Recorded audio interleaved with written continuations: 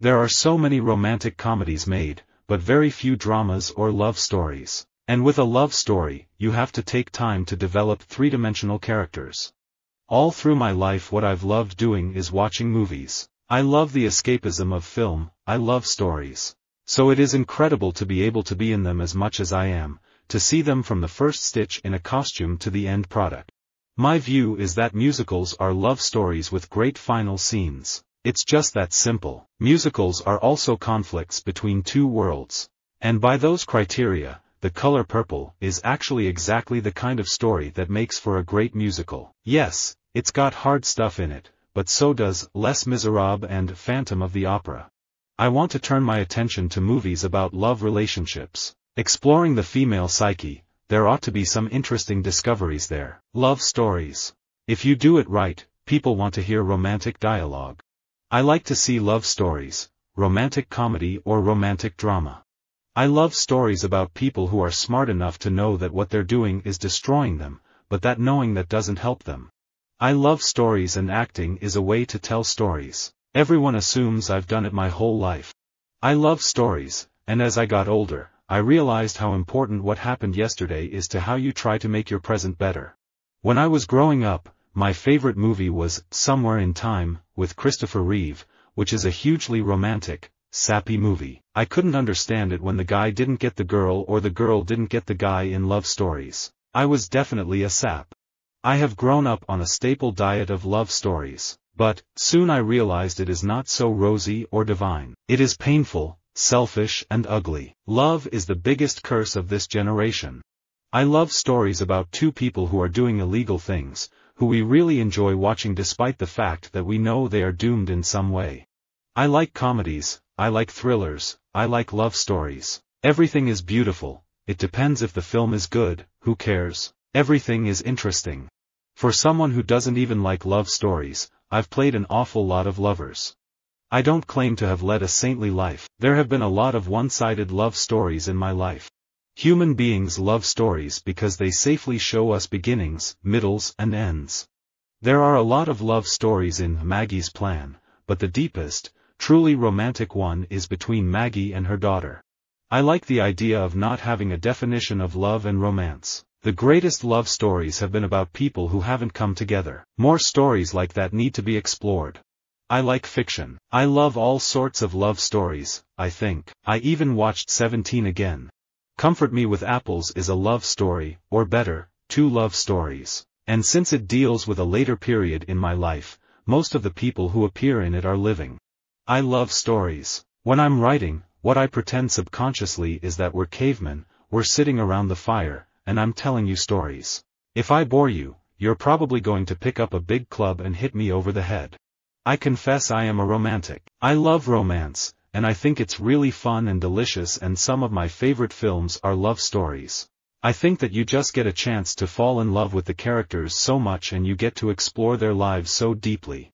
The silver screen offers much in the way of over-the-top rom-coms, long-lost love, saddening love stories and heart-warming optimism that can spark feelings in anyone. In all love stories the theme is love and tragedy, so by writing these types of stories, I have to include tragedy. I'm not really a believer in romantic, happily ever after love stories. You only need to look at Jane Austen to see how crossed wires can become a defining aspect of romantic life. Then again, if the course of true love ran more smoothly, it would have a terribly detrimental effect on our cache of love stories. It just seems like the most successful, iconic love stories are not so easy or escapist. I think the ones that stay with us and resonate are full of conflict, discord and misunderstandings, 'cause that's what makes drama happen, or tension, even if it's a comedy. I'm excited to see a new age of rom-coms, and especially teen romantic comedies, because when I was younger, I was watching Harry Potter and Hunger Games and stuff like that. I loved those movies, but they are a little bit heavy. We didn't really get to have the light-hearted love stories. Life is one big love story with hundreds of little love stories within it. I don't want to be typecast as a heroine who does a certain kind of cinema, which is why I experiment with the types of films that I do. But yes, I won't deny that romantic love stories or romantic comedies are what I enjoy doing the most, because as an audience those are the kind of films that I like watching. If you scroll through all the movies I've worked on, you can understand how I was a specialist in westerns, love stories, political movies, action thrillers, horror movies, and so on. So in other words, I'm no specialist, because I've done everything. I'm a specialist in music. The books that I wrote in my late teens and 20s, the little love stories, they were right from the heart. Well, religion has been passed down through the years by stories people tell around the campfire. Stories about God, stories about love, stories about good spirits and evil spirits. The Notebook is one of my favorite love stories. In North Korean culture, love is a shameful thing and nobody talked about it in public. The regime was not interested in human desires and love stories were banned. I love stories about people that, whatever situation they're in, you can relate to them in a way. In the West, audiences think I am a stereotyped action star, or that I always play hitmen or killers. But in Hong Kong, I did a lot of comedy, many dramatic films, and most of all, romantic roles, lots of love stories. I was like a romance novel hero. I don't watch sports through the eyes of a stats nerd or an angermonger. I truly love stories and characters and the flash and the sexiness of it all. We are all the heroes and heroines of our own lives. Our love stories are amazingly romantic, our losses and betrayals and disappointments are gigantic in our own minds. My favorite movies are love stories. I've produced and gotten to do a lot of optimistic love stories, and that was so where I was at for 10 years in my life. And now I feel like, okay, now I know how to do that. I want to get scared again, I want to feel the way I felt when I started my company, when I started producing.